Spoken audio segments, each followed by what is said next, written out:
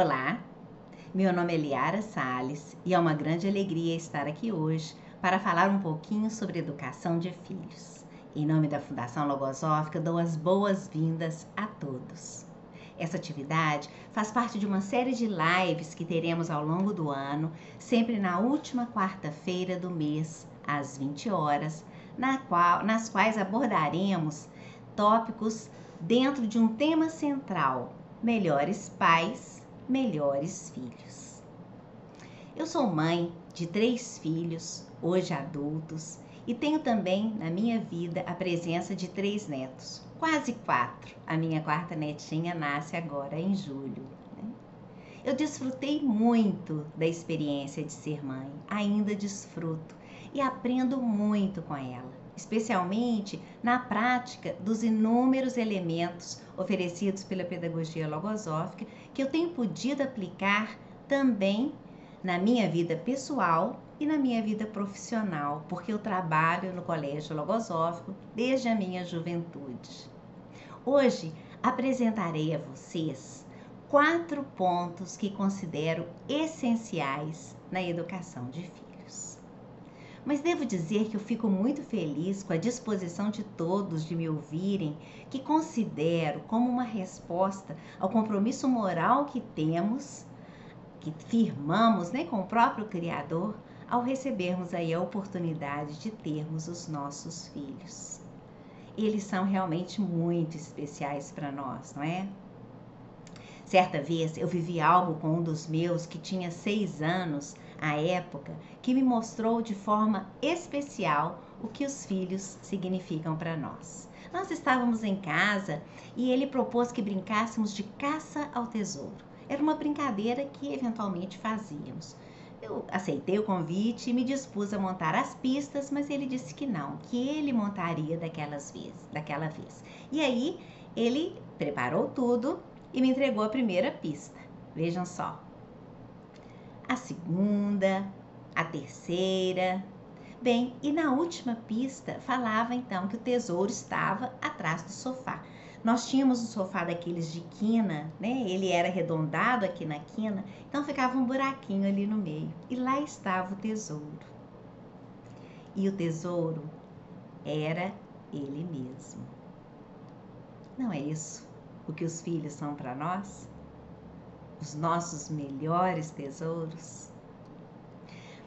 O amor aos filhos é algo muito especial, que move o melhor que temos dentro de nós, que nos faz querer acertar, querer ser melhores.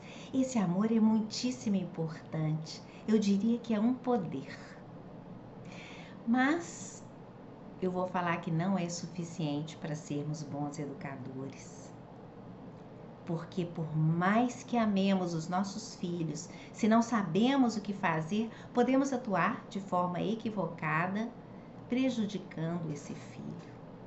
Então, junto a esse poder do amor, temos que unir um outro poder, o poder do conhecimento. E assim, conhecimento e amor nos permitirá, unidos, que a gente atue com consciência. Aí está o desafio de sermos cada vez melhores pais, se queremos ter melhores filhos. E devo dizer, que a logosofia oferece inúmeros elementos a esse respeito, inúmeros elementos neste sentido. Falando também da infância, ela nos apresenta uma imagem analógica falando da mente infantil como uma terra virgem e fértil, pronta para receber as sementes que oferecemos, que plantarmos ali e que vão germinar ao longo da vida. Então nós precisamos plantar sementes muito boas, sementes ótimas. E aí vem o primeiro ponto essencial na educação: contribuir para a formação de conceitos, de valores que possam ser referências para os nossos filhos. Que responsabilidade, não é? Formar conceitos, por exemplo, de vida, de família, de Deus, de respeito, de honestidade, valentia. E vou dizer que nós formamos conceitos com palavras, mas muito especialmente com o exemplo. As minhas filhas eram pequenas, só tinha as duas, né, nessa época, e aos domingos, para que eu e meu esposo pudéssemos dar uma cochilada depois do almoço, nós colocávamos para elas um vídeo delas mesmas, filmagens que a gente havia feito delas, para elas assistirem na TV. E nos deitávamos no chão, né, e eu de um lado, meu esposo de outro, e as duas ali no meio, assistindo ao vídeo. Mas o chão era frio, de ardósia, então a gente colocava um edredom por cima do tapete. E uma das vezes, eu balançando, né, o edredom para colocar no tapete, ouvi da minha filha menor, que devia ter uns 2 anos, um oba tão bem pronunciado. Era como se eu estivesse acabado de falar com ela que nós íamos ao parque. E aquilo me chamou tanta atenção, porque eu me dei conta naquele momento de que ela gostava muito daquele momento, porque nós também gostávamos. Nós, né, com o nosso exemplo, estávamos infundindo nela aquele conceito daquele valor. E é isso que nós temos que ter, né? Esse cuidado, porque todo o nosso exemplo está sendo observado aí todo o tempo. Além do exemplo, nós podemos usar muitos outros recursos para formar conceitos. E temos que fazê-lo com inteligência, porque se a mente da criança é essa terra fértil, né? Se nós não plantamos ali, pode vir algum ventinho qualquer e trazer alguma semente que não é a que nós gostaríamos de ver plantadas, né? Então, nós temos que ocupar ali espaço com as melhores sementes que encontrarmos. Um recurso que nem sempre aproveitamos muito bem e que é muito simples são as conversas, muitas conversas. Conversas regadas a explicações bem elaboradas, que não podem ser longas, né? Mas que vão contribuindo com a formação da razão da criança e mesmo do adolescente. A razão, ela se forma com conhecimentos e as explicações abrem as portas para essa construção. Então, deitar na cama com o filho na hora dele dormir, conversar sobre a vida, sobre o vivido, sobre o que vai viver, né? Então, podem ser conversas assim, informais, ou até reuniões formais. Quando meus filhos já estavam um pouquinho maiores, né? O menor tinha aí uns 5 anos, nós tínhamos reuniões de famílias. Reuniões de família, reuniões que muitas vezes eram coordenadas por eles. Reuniões que podiam acabar num filme, numa pipoca, né, ou num passeio. Reuniões curtas, mas que promoviam muitas reflexões. E temos que conversar sobre tudo, pensando no presente e pensando também no futuro. E quando os assuntos são mais difíceis ou de entender, né, ou às vezes de realizar naquele momento, a gente pode plantar pensamentos pensados, que são defesas, que são ideias que podem auxiliar o filho em momentos variados. Querem ver um? Outro dia escutei meu netinho mais velho falando com o mais novo. Quem é valente é mais feliz. Então, frente a uma situação difícil, eu repito, quem é valente é mais feliz. Vamos lá? E isso vai trazendo para a mente infantil esse recurso que naquele momento vai surgindo e vai impulsionando a valentia, né? Porque quem é valente é mais feliz. Falando também, né, de pensamentos pensados, havia uma brincadeira que nós adorávamos fazer no carro, quando a gente fazia algum trajeto, que era brincar de teatrinho. Então, eram situações ali fictícias, vividas de improviso, né? Diálogos que eu fazia com meus filhos e nos quais, geralmente, eu era a coleguinha que tinha uns pensamentos, umas ideias que não eram muito boas, que chamava para fazer as coisas erradas, né? E eles tinham que me apresentar lá os argumentos para que eu não fizesse aquilo. Certo dia, eu tinha chamado uma das minhas filhas, né, para poder fugir da sala para ir no parquinho. E claro que no começo ela disse que não podia, mas aí eu fui falando que, ai, mas era tão rapidinho, que a professora nem ia ver, que a gente ia voltar logo. E ela acabou aceitando, né? Quando ela se deu conta, nós rimos muito. Mas eu tenho certeza que aqueles elementos, aquelas reflexões ficaram na sua mente. Então, conversas, reuniões, brincadeiras, histórias. Nossos filhos precisam bons exemplos.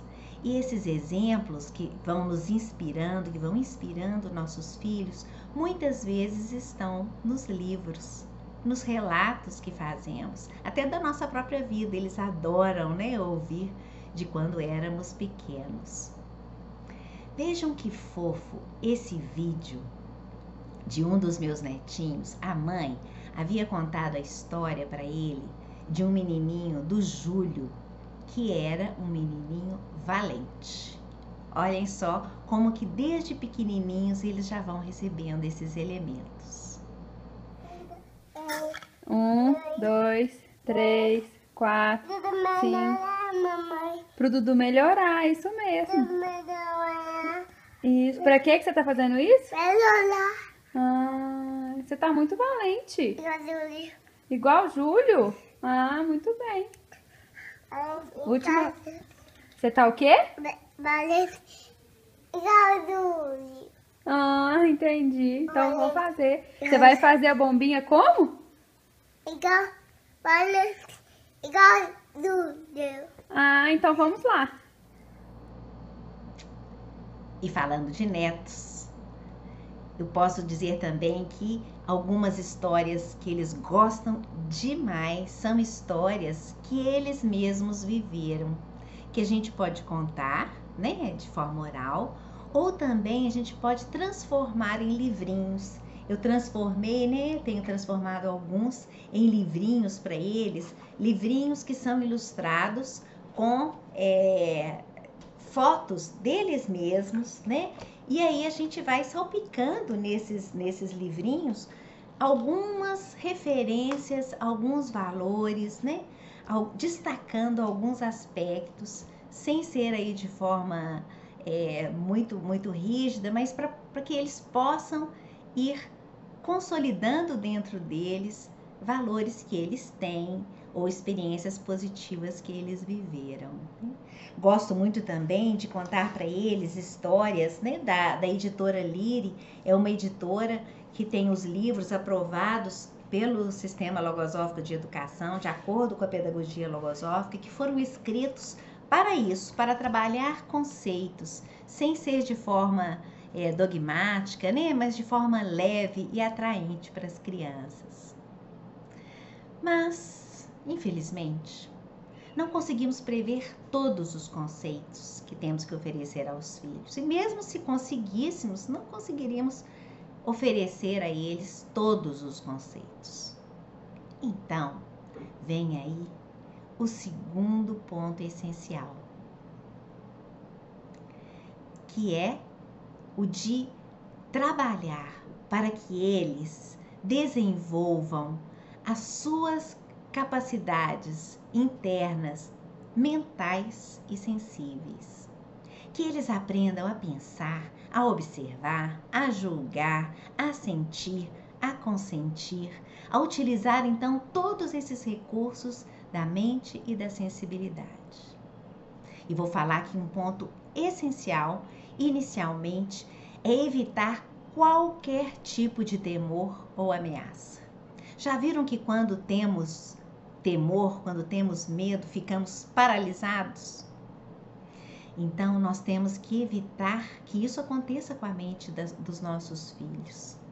Fazer, pelo contrário, muitas perguntas e reperguntas. É preciso não entregar as coisas prontas, não fechar as portas do entendimento.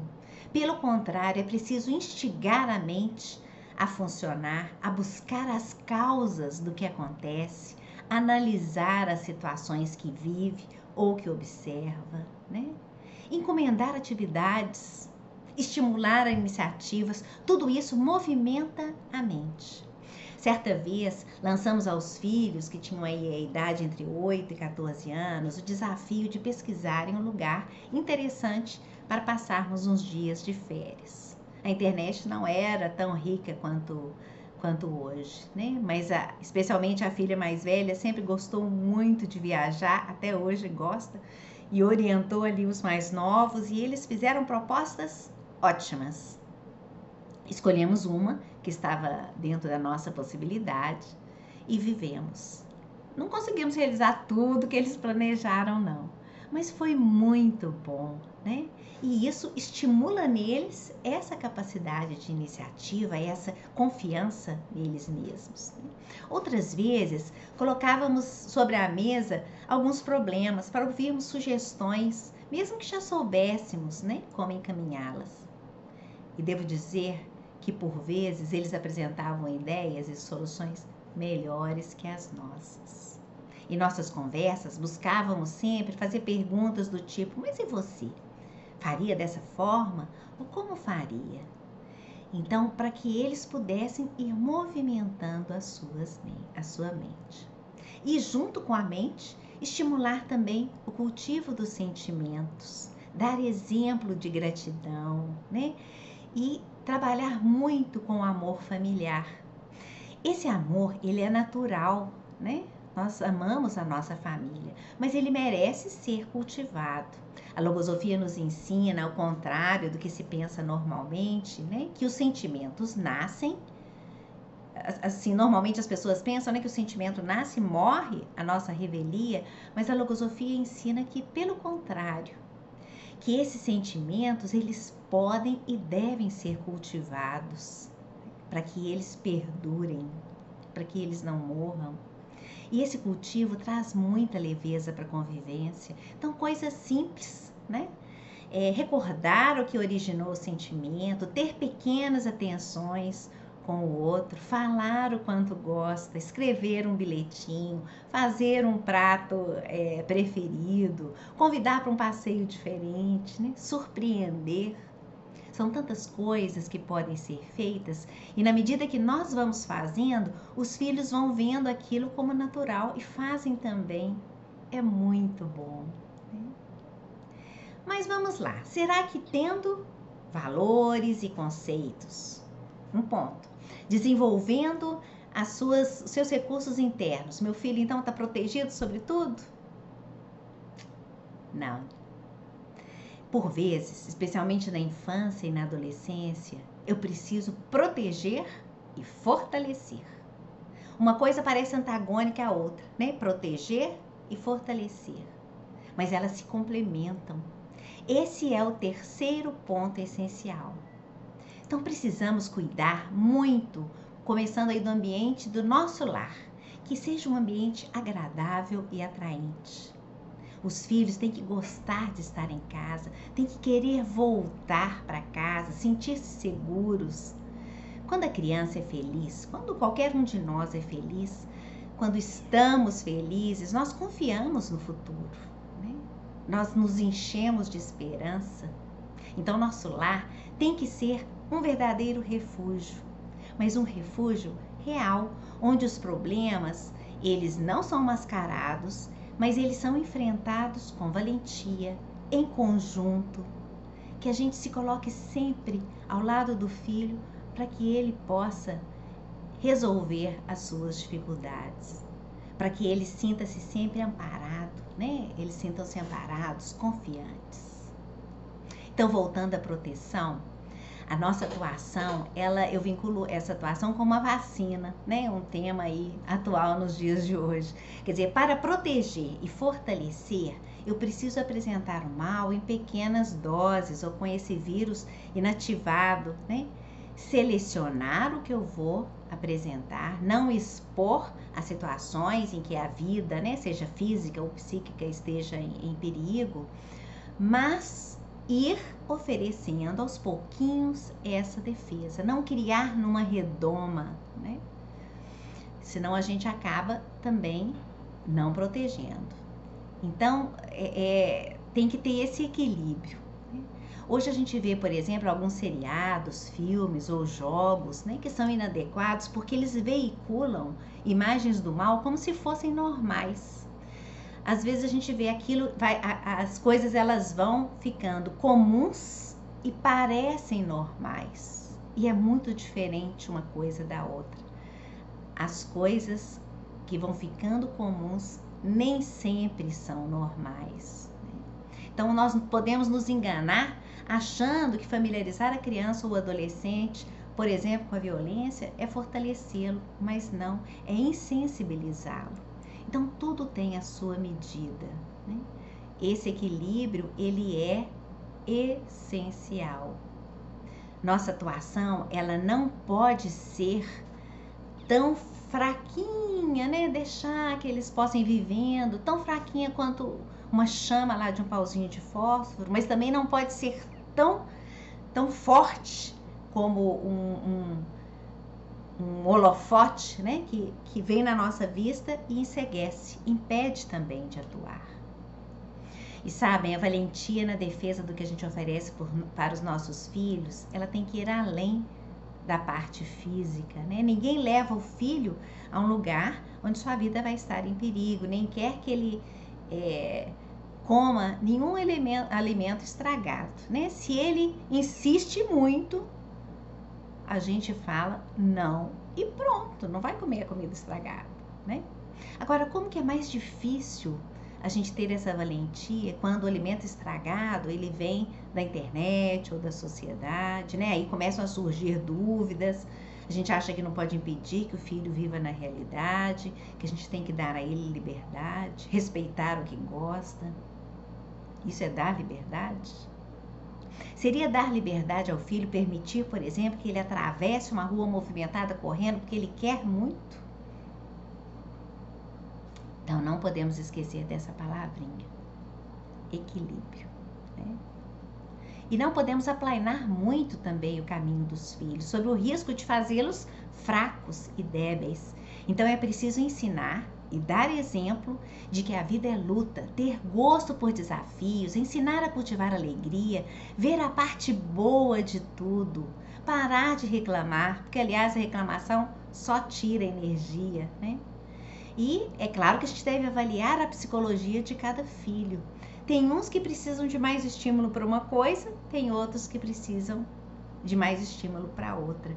E trabalhar com as dificuldades, para mim, elas têm que ter aí dois tamanhos bem distintos. Uma são aquelas dificuldades que estão do tamanho que o filho vai vencê-las, para que eles possam vencê-las e sintam-se confiantes. E outras que são um pouquinho maiores do que a capacidade deles, para eles também não ficarem tão convencidos e quererem sim aprender mais, quererem ser melhores. E aí justamente a gente vai chegando ao quarto ponto essencial. Querem ver uma coisa antes de eu falar o quarto ponto? Qual que é a imagem ideal do filho que a gente quer formar? Como que nós queremos que nosso filho seja no futuro? Eu vou arriscar a fazer uma lista. O filho tem que ser feliz, mas aí ele tem que ser bondoso. Ele tem que ser, mas ele tem que ser inteligente, né? Bondoso, mas sem ser bobo. Ele tem que ser eficiente, valente, generoso. Ele tem que ser sensível, um bom profissional, né? Se ele se casar lá, um bom pai ou uma boa mãe de família. Ele tem que ser útil a si mesmo, útil à sociedade, não é? Definitivamente queremos contribuir para um filho, para um ser humano que seja praticamente perfeito. Entretanto, se não somos educadores perfeitos, por mais que a gente queira, a gente não vai ter esse filho perfeito. Então a solução, sabem qual é? É educar uma pessoa que queira ser melhor, que queira encontrar essa perfeição, que queira ser cada dia melhor que si mesmo, que queira servir a humanidade, fazer o bem, porque este é um requisito natural do ser humano. É algo que tem muito a ver com a moral, com a ética, com a felicidade. Este, então, é o quarto ponto essencial para a educação de filhos, dentro da minha visão. Estimular o gosto por evoluir, por aprender, por superar as próprias dificuldades e fazer o bem ao semelhante. Cada filho tem as suas características, a maioria maravilhosas, né? Mas algumas pouquinhas que ele precisa superar. Então nós precisamos conhecer cada filho, nos deter na caracterização de sua modalidade para planejarmos como estimular essa superação. Nós temos que planejar a educação dos nossos filhos. Planejar mesmo. Fazer um plano por escrito, consciente. A gente faz plano para qualquer coisa, não é? Para viajar, para trocar um carro. Nada, absolutamente nada, tão importante quanto a felicidade dos nossos filhos. Então temos que fazer plano para a educação de cada um deles, partindo da caracterização da sua modalidade. Uma das minhas filhas sempre teve muita facilidade para falar o que sentia, o que observava, bastasse que eu me encontrasse com ela para ela falar algo. Certa vez, né, ficou bem marcado, porque tem o número 11, ela tinha 11 anos e ela chegou para mim e falou, depois da escola, né, mãe, eu tenho 11 coisas para te contar. Já a outra filha não tinha assim tanta facilidade para me falar as coisas não, né? Eu precisava ficar por perto, fazer uma pergunta, outra, para poder descobrir algo que eu pudesse colaborar com ela. Então, a diferença entre as duas, conhecer essa diferença, me ajudava a atuar de uma forma mais adequada com cada uma. Uma talvez precisasse contar menos, a outra talvez precisasse falar mais, né? Outra coisa, querem ver? Um dos meus filhos sempre gostou muito de brincar sozinho. Sabia e sabe entreter-se sozinho. Mas tinha lá suas dificuldades de trabalhar em conjunto, de sentir alegria pela alegria do outro, de dividir, né? De conciliar, de ele sentir-se bem alterado quando era contrariado, né? Se eu ficasse só pensando assim, ai não, gente, ele vai lá quietinho, brinca sozinho, tão bonitinho, deixa ele lá, né? Eu poderia ficar tranquila com isso. Mas vislumbrando essa característica no seu futuro, eu tratei, né, a repercussão que isso teria, eu tratei de planejar várias ações, né, naturalmente respeitando as suas preferências, mas que pudessem ajudá-lo a modificar essa característica, né? A debilitar as suas dificuldades. Então, o esporte preferido dele era a natação, um esporte individual. Então, além da natação, que ele gostava, ele foi para a aula de futebol, que ele tinha que trabalhar em equipe, né? Tinha que passar a bola não era só para ele, né? Conversei com as irmãs que preferiam ceder a enfrentar, né, os seus argumentos e às vezes seu choro. Mostrei a elas como que era importante que ele aprendesse a ceder, né, a conciliar. Estimulei que ele trouxesse amiguinhos para brincar em casa, que levasse surpresa para os seus colegas, porque mesmo na escola ele brincava lá tranquilo no pátio sozinho, né? E olha, ele foi superando as suas dificuldades e já, né, em pouco tempo tinha muitos amigos. E é uma pessoa que hoje, né, além de ter muitos amigos, também continua convivendo muito bem consigo mesmo. Há um livro logosófico, né, ele é para adultos, mas ele colabora muito na educação. É um verdadeiro manual, né, que é esse aqui, Deficiências e Propensões do Ser Humano. Vocês podem até fazer o download dele, né, gratuito no site logosofia.org.br. Nesse livro, Gonzales Peicotti enumera deficiências que são os pensamentos mais predominantes, mais fortes que tem na nossa psicologia, né, e propensões. Então, a gente vai ali identificando os nossos próprios e também os dos nossos filhos e trabalhando com eles. E é muito interessante porque há alguns pensamentos deficiência desses que têm origem congênita, outros que são estimulados por atitudes equivocadas nossas na educação dos filhos. Então, conhecer o que está nesse livro ajuda muito, né? Não deixem de fazê-lo. Então precisamos estar muito atentos à atuação de cada filho para a gente estimular o melhor que ele tem, né?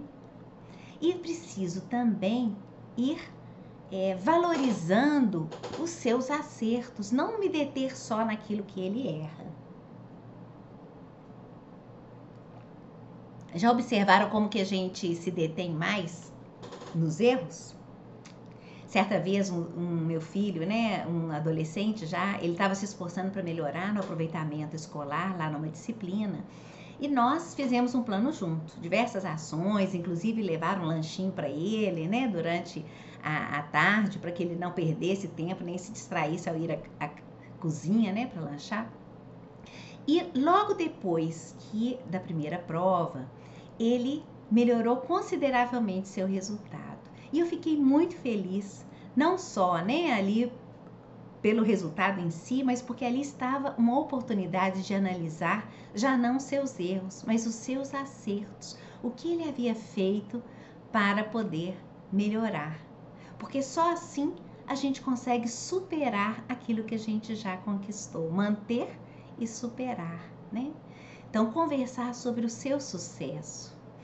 Vocês já viram que às vezes, né, nessa situação mesmo escolar, se a gente tem lá uma avaliação, o filho chega com uma avaliação na qual ele teve um aproveitamento de 80%. O que a gente vai analisar com ele? Os 20% que ele errou, né? E às vezes a gente não analisa os 80% que ele acertou. Por que acertou? Olha que bom repetir isso, né? Então, dessa forma, analisando também os acertos, a gente vai trabalhando esse gostar de ser melhor, gostar de acertar. Bem, mas gostaria de apresentar mais uma reflexão. Antes, uma pergunta. Quem gosta de olhar álbuns de fotografias dos filhos? Ou rever, né, hoje, as milhares de fotos que tiramos? Eu adoro. Adoro mesmo. E certa vez, quando uma das minhas filhas estava no 6º ano, nós selecionávamos algumas fotos para que ela fizesse uma linha do tempo da vida. Era uma atividade para o colégio, no dever lá de história. E eu desfrutava muito daqueles álbuns, né? E ao olhar aquele bebê, ela era um bebezinho tão sorridente, né? Depois aquela menininha também, tão feliz. Eu fui experimentando uma saudade daquele bebê, né? Daquela menininha. E ela estava ali ao meu lado, né? Nós somos mesmo uma sucessão de seres. E aqueles filhos pequenos que cada um dos meus havia sido, já não existiam mais.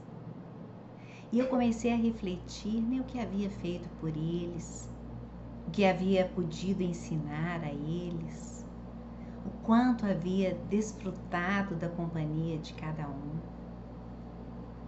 E olhei para minha filha, que lá com seus 11 anos já estava tão grandona, e dei um abraço muito forte nela. Fiquei com a sensação de que devia assim, que devo desfrutar muito da companhia de cada filho, sempre, a cada dia.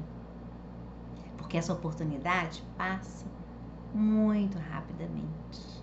Posso garantir para vocês.